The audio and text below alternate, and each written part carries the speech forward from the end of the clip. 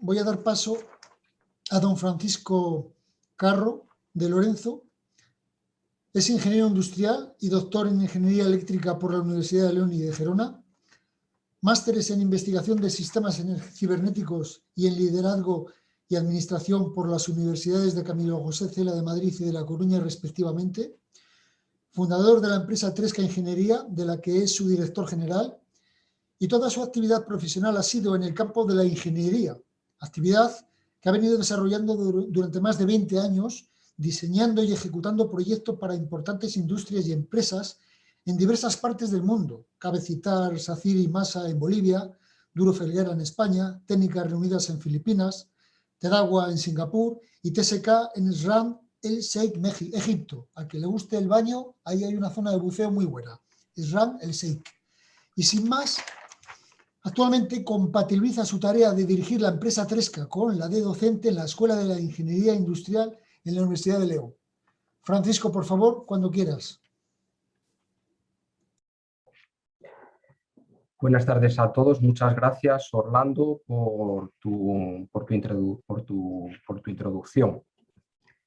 Nosotros hoy tenemos una gran cantidad de oyentes, me consta, que provienen del mundo de la industria y del mundo de la energía, y una gran parte de ellos se hacen preguntas sobre todo de contexto, ¿no? De cómo hemos llegado a esta situación en la que apenas hace 14, 15 o 16 meses o incluso 10 meses pues no habíamos oído hablar de toda esta transformación en torno a la descarbonización y en torno al hidrógeno, y cómo de repente las palabras descarbonización y la palabra hidrógeno ha ido cogiendo una velocidad uniformemente acelerada, ¿no?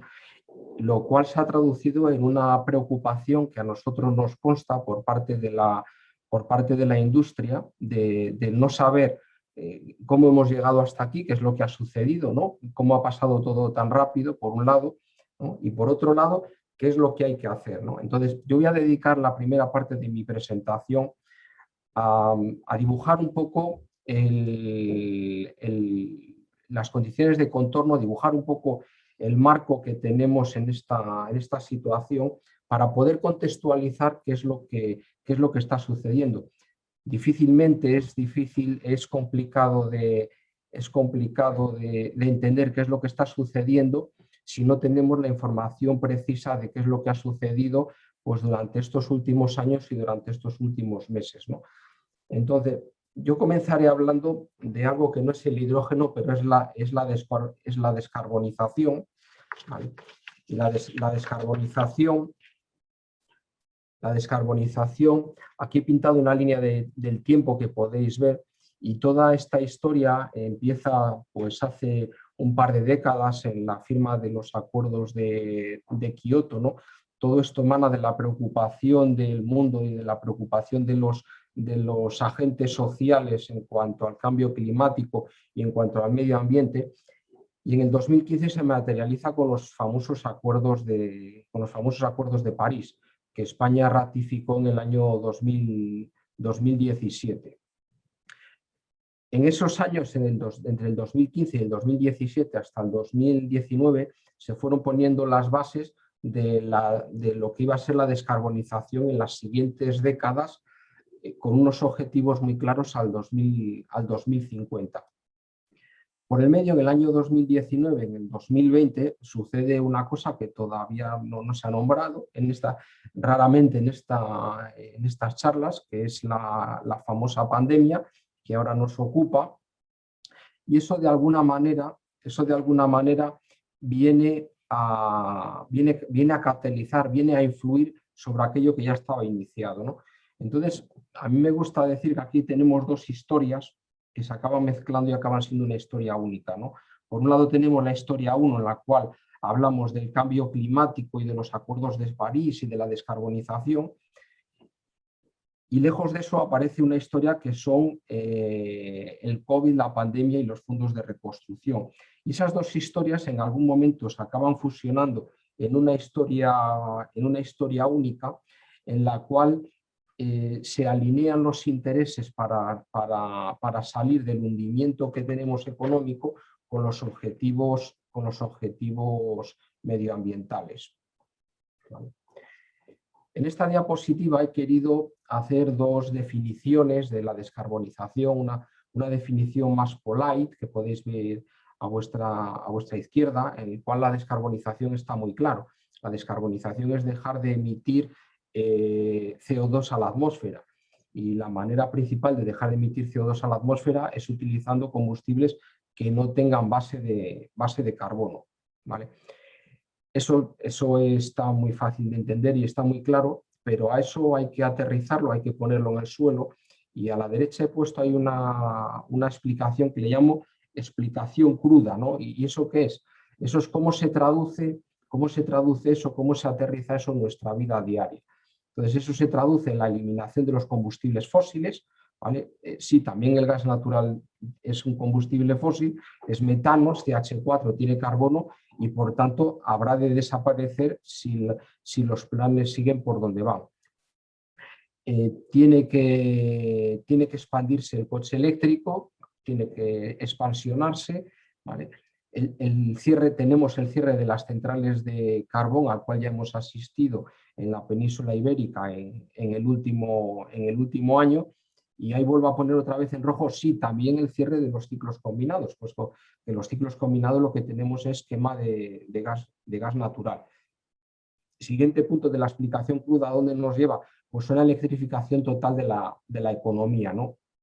A un cambio en los mercados eléctricos y a un cambio en el transporte, ¿vale? Entonces, en la Unión Europea, como nos anticipaba Cristina en la primera intervención, ya hay unos planes a corto plazo y unos planes a medio plazo y unos planes a largo plazo. En los planes a largo plazo, como podéis ver en la pantalla, en el 2050 pues tenemos una reducción total de la huella de carbono, pero tenemos un hito intermedio que es en el 2030, que es un hito muy cercano. El 2050 parece que todavía queda muy lejos, pero para los que tienen que tomar decisiones industriales, pues 10 años es un horizonte temporal razonable. Entonces, si nosotros nos fijamos en qué es lo que sucederá o qué es lo que tiene que suceder de aquí al 2030, pues lo que vemos ya es una disminución del entorno del 30% de las emisiones de CO2 de los diferentes sectores, ¿no? Entonces hay sectores, como ya nos anticipaban, como el de la agricultura y el de los residuos, que realmente les va a costar mucho trabajo en descarbonizarse, ¿vale? Pero tenemos tres sectores, mejor dicho, donde tenemos un gran impacto al 2030. El primer sector es la industria, el segundo sector es la electricidad y el tercero es la movilidad. Entonces, en estos sectores tenemos retos muy ambiciosos a 2030. ¿Eso qué quiere decir? Que si tenemos retos a 2030 y queremos cumplir esos objetivos, pues estando en el 2021 se deben de empezar a poner los primeros cimientos de esos cambios. Para cumplir eso, ¿qué va a tener que suceder? Pues van a tener que acontecer cambios en la generación eléctrica, tendrá que haber también cambios en los sistemas de almacenamiento eléctrico, muy importante. Nosotros venimos de un sistema eléctrico muy gestionable, en el cual teníamos una gran cantidad de centrales eléctricas cuyo recurso primario se podía actuar sobre él, como podía ser el carbón o podían ser los ciclos combinados, pero en la medida que las renovables van penetrando en el mix energético, lo que tenemos es un sistema basado en métodos de producción no gestionable. ¿Eso qué quiere decir? Que si lo que queremos es gestionar el sistema compuesto por centrales no gestionables, la única solución que tenemos es desarrollar tecnologías del almacenamiento, ¿vale? Y ahí es donde el hidrógeno viene a ocupar un espacio razonablemente importante. ¿Qué más cambios van a tener que acontecer para poder cumplir estos objetivos a 2030? Pues tienen que aparecer cambios en los procesos industriales y cambios sobre todo en la movilidad, ¿vale? La movilidad, que ahora mismo está basada prácticamente al 90 y muchos por ciento en motores de combustión interna, pues el vehículo eléctrico basado en baterías o basada en pila de combustible, pues ha de ir ganando terreno, ¿vale?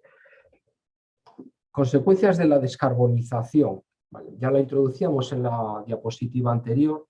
Lo que tenemos es un cambio de filosofía importante en el transporte, en la generación eléctrica. Muy importante los cambios en la generación de calor. Una gran parte del calor que se genera tanto en el mundo residencial como en el mundo industrial proviene de la combustión de combustibles fósiles y que por tanto su combustión nos lleva a la emisión de dióxido de carbono, con lo cual habremos de buscar un combustible alternativo, como puede ser el hidrógeno, con el cual podamos generar calor sin necesidad de emitir CO2 a la atmósfera, ¿no?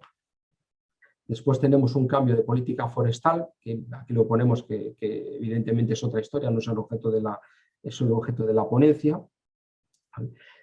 Tenemos un cambio en los formatos de energía de la industria, un cambio importante en las materias primas de la industria.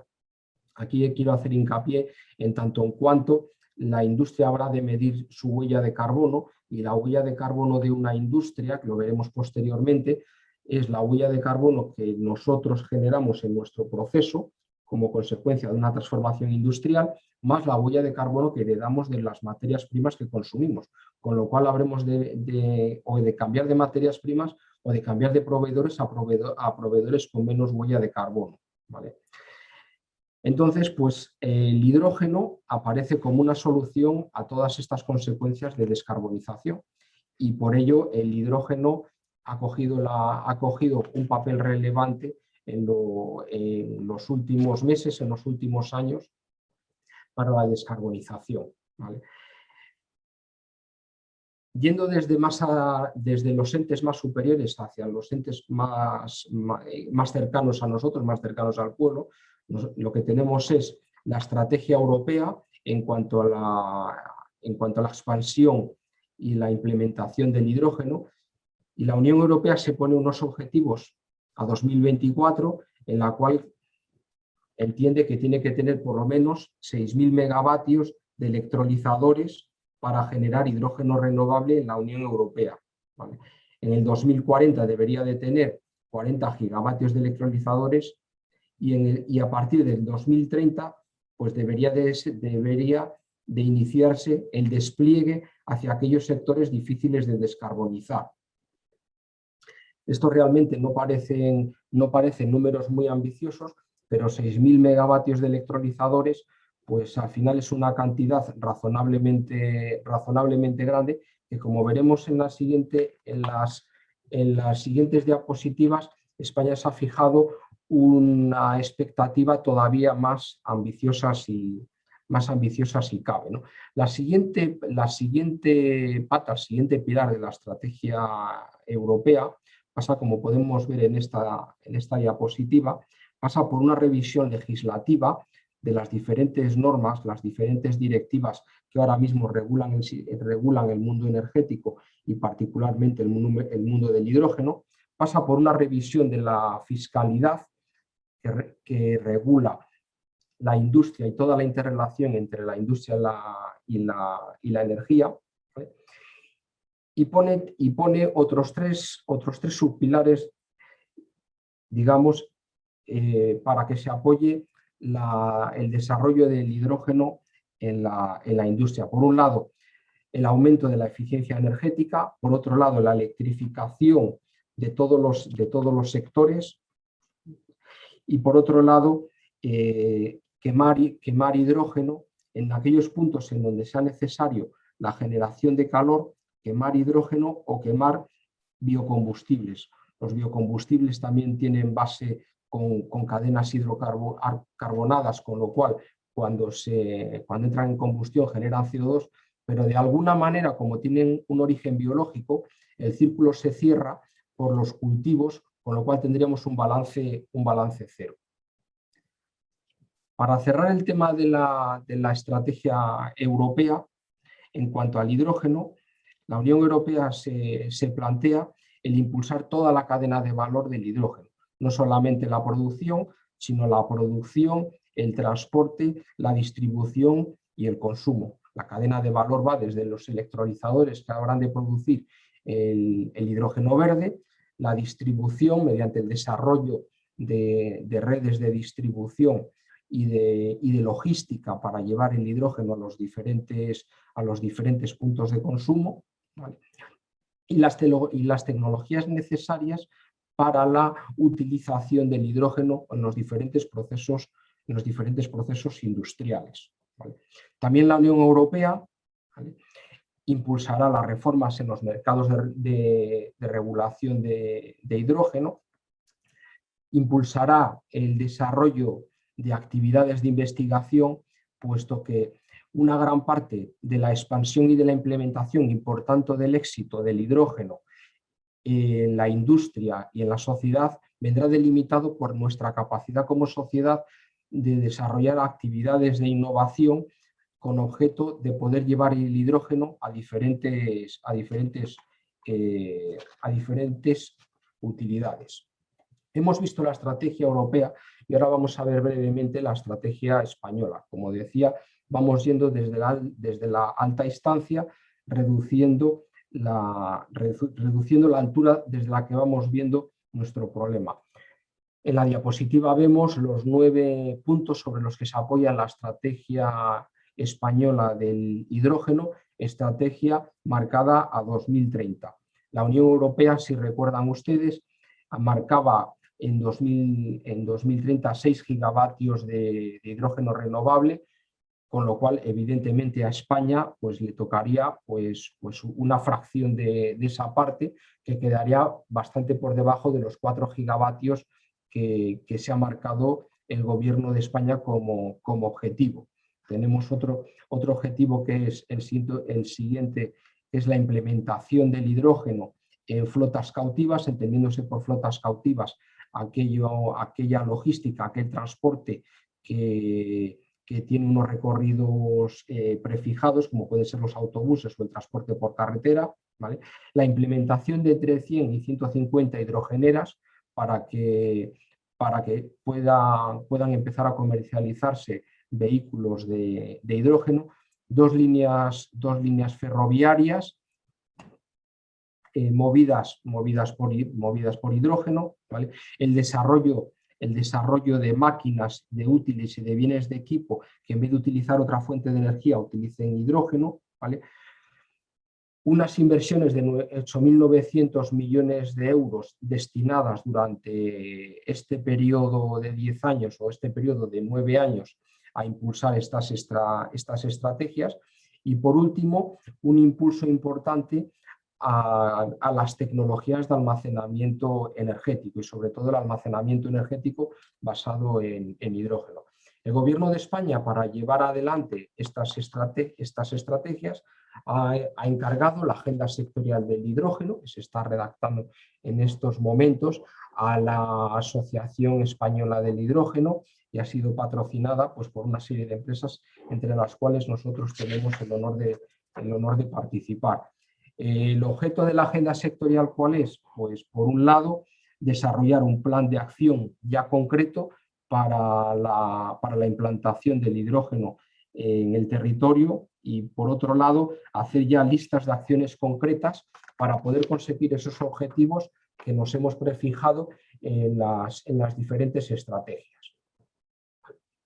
Esa era la primera historia, ¿no? Que era el poner en contexto estratégico, en contexto legislativo y regulatorio, cómo hemos llegado a este punto, ¿vale? Por el medio, y desgraciadamente hace poco más de un año, aparece la crisis de la pandemia del coronavirus, ¿no? Y como consecuencia de esa crisis sanitaria se produce una gran depresión económica sin precedentes en la Unión Europea, lo cual genera una necesidad importante de que de alguna manera los organismos europeos, por un lado, y por otro lado los organismos nacionales, generen una serie de mecanismos y una serie de estrategias para reactivar la economía y sacarla de esa gran depresión en la que nos ha sumido la crisis sanitaria. La manera de reactivar la economía, como no puede ser de otra manera, ha sido la habilitación de una serie de fondos de recuperación, fondos de resiliencia, ¿vale? Y esos fondos se han de aplicar en alguno de los sectores, afectados y con algún tipo de estrategia. Entonces, los criterios de la Unión Europea han sido el aplicar los fondos de recuperación, ¿vale?, hacia las estrategias medioambientales y hacia las estrategias de cambio de paradigmas energéticos, ¿vale? A mí me gusta ver esta diapositiva, que la saqué de la web de la Unión Europea, en la que se puede ver qué pasaría si pudiéramos ayudar a resolver un problema abordando otro al mismo tiempo. Yo creo que eso es la piedra angular sobre la que se mueve, sobre la que pivota toda la velocidad que ha cogido la estrategia del hidrógeno. Entonces, si nosotros sumamos, por un lado, la gran depresión que nos ha asumido la crisis sanitaria, sumamos los objetivos que ya teníamos anteriormente de descarbonización, de implantación y de desarrollo del hidrógeno renovable, el Green Deal, el Pacto Verde, ¿vale?, todo eso lo metemos en una coctelera, lo que nos encontramos pues es en un momento en el cual pues es un momento fantástico para de alguna manera aprovechar la parada que hemos tenido de la economía para arrancar de otra manera, ¿no? Entonces, lo que en algunos foros, como el foro de Davos, se habla del Great Reset, ¿no?, el gran reseteo, en el cual pues de lo que se habla es de aprovechar esta parada que hemos tenido de economía para rearrancarla de otra manera totalmente diferente. Entonces, si ya teníamos unos criterios claros de cómo queríamos que funcionase energéticamente el mundo, de cómo queríamos que funcionase la economía y cómo queríamos que funcionase los ciclos energéticos, pues qué mejor momento que en un momento de parada para hacer un rearranque bajo unos criterios diferentes, ¿no? El foco Francisco, ahora por favor, ¿sí? tienes 2 minutos para terminar la ponencia. Vale. Entonces, Siento. con lo cual nosotros lo que tenemos es un gran cambio, y cómo las autoridades van a provocar el cambio, pues mediante 3 palancas. Por un lado, una nueva fiscalidad, por otro lado tenemos unas ayudas públicas y por otro lado tenemos una nueva regulación. Entonces, mediante la fiscalidad, una fiscalidad verde, nosotros las autoridades lo que hacen es, de alguna manera, fiscalizar, penalizar aquello que no se quiere que se suceda y beneficiar aquello que quiere que se suceda. Con lo cual aparecerán nuevos gravámenes fiscales a aquellas conductas que son contrarias a estos objetivos, y por otro lado aparecerán deducciones para aquellas conductas que sean favorables. La siguiente palanca son las ayudas públicas, en las cuales se apoyará el CAPEX, o sea, las ayudas al CAPEX, las ayudas a la inversión, aquellas soluciones que están alineadas con los objetivos del Pacto Verde, ¿vale? Y se darán aparecerán también ayudas al OPEX en aquellas soluciones también alineadas con los mismos objetivos, ¿no? Vale. Por otro lado, aparecerán también, que es la tercera palanca, una serie de regulaciones y de normalizaciones con objeto de poder medir en la industria como cuánto somos de cumplidores en cuanto a la política energética. Vale. ¿Y qué pinta la industria en esta historia? Pues lo que pinta es muy sencillo. El 64% de, como podéis ver, el 64% de las emisiones provienen de la industria, ¿vale? Y la industria tiene sectores tan intensivos pues, como el vidrio y el cemento, y tiene partes difíciles de descarbonizar. Principales impactos en la industria. Pues los principales impactos pues es, por un lado, que la industria tiene que buscar nuevas materias primas, porque va a tener que buscar materias primas que vengan con una huella de carbono lo más reducida posible, y materias primas que a la hora de someterlas a un proceso industrial no nos aumenten la huella de carbono en nuestra industria, por un lado. Por otro lado, tenemos que acometer en la industria una descarbonización totalmente urgente, y para eso necesitamos nuevos vectores energéticos que no nos aporten huella de carbono y, a ser posible, que nos la reduzcan, y ahí es donde el hidrógeno pasa a tener un papel esencial, ¿vale? Y por otro lado, hemos de rediseñar procesos productivos, porque no hemos de perder de vista que mucho del dióxido de carbono se produce en procesos productivos, con lo cual gran parte de la industria va a tener que rediseñar, repensar una gran parte de sus procesos tecnológicos. ¿Qué retos tiene la industria? Yo, más que retos, diría obligaciones, ¿no? Por un lado tiene, como venimos diciendo, la obligación de la reducción de la huella de carbono. Por otro lado tiene la obligación de conseguir una alta eficiencia energética. También es importante el rediseñar, como veníamos diciendo, procesos altamente descarbonizados que no sumen huella de carbono a nuestro proceso industrial. Después hay una gran pata que no quiero pasar por alto, que es la investigación y el desarrollo.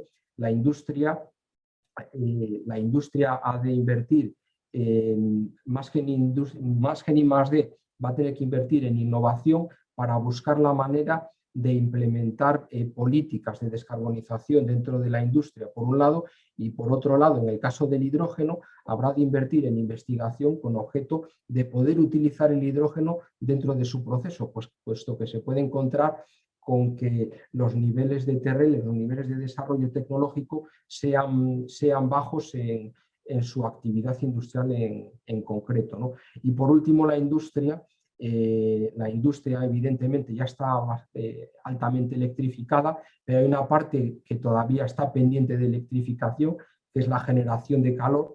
Entonces, la generación de calor en la industria, pues una de dos: o se electrifica o busca un combustible que no aporte huella de carbono a su proceso. ¿Vale?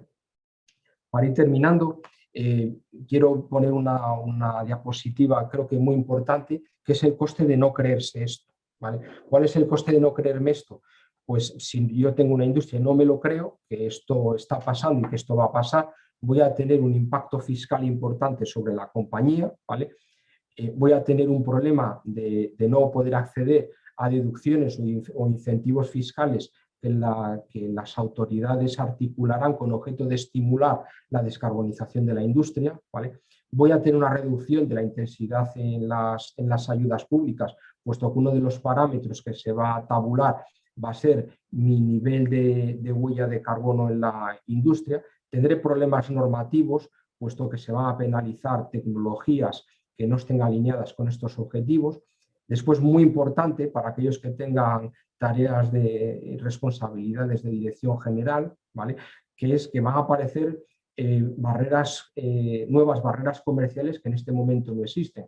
Cuando mi cliente final, bien por política interna, bien por compliance o bien porque se lo está pidiendo a su vez el cliente, me pida a mí una baja huella de carbono, yo me puedo encontrar con que me aparece una barrera comercial que hasta ahora no tenía, pues por no ser energéticamente eficiente o por no ser respetuoso con el medio ambiente. Con lo cual, muy importante llevar la atención sobre las barreras comerciales que me pueden aparecer, ¿no? Y por último, el impacto sobre la imagen de la marca. ¿Vale? ¿Qué nos resuelve el hidrógeno entonces en esta ecuación? Bueno, pues lo que nos resuelve pues es que aparece un combustible alternativo a los fósiles, con lo cual ya no tenemos disculpa para generar calor sin emitir dióxido de carbono, ¿vale?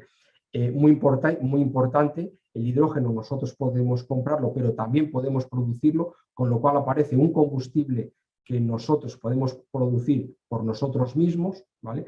Importante, la tecnología de producción de hidrógeno viene aparejada con la producción de oxígeno. En los electrolizadores, a la vez que se produce hidrógeno, aparece también oxígeno, con lo cual podemos acceder a tecnologías de oxicombustión, ¿vale?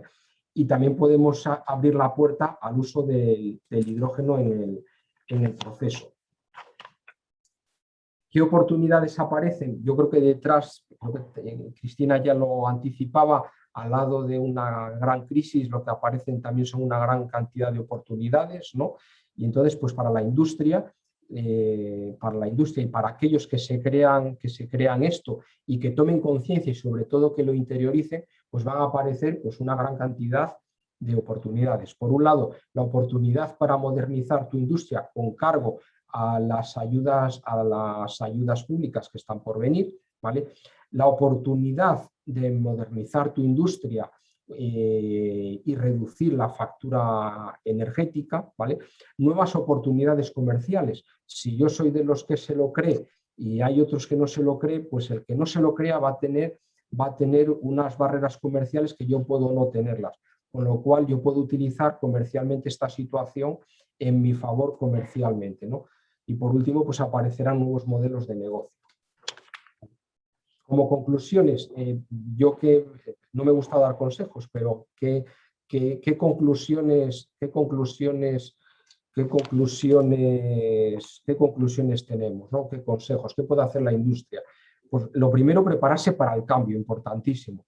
Lo siguiente, evitar la resistencia al cambio.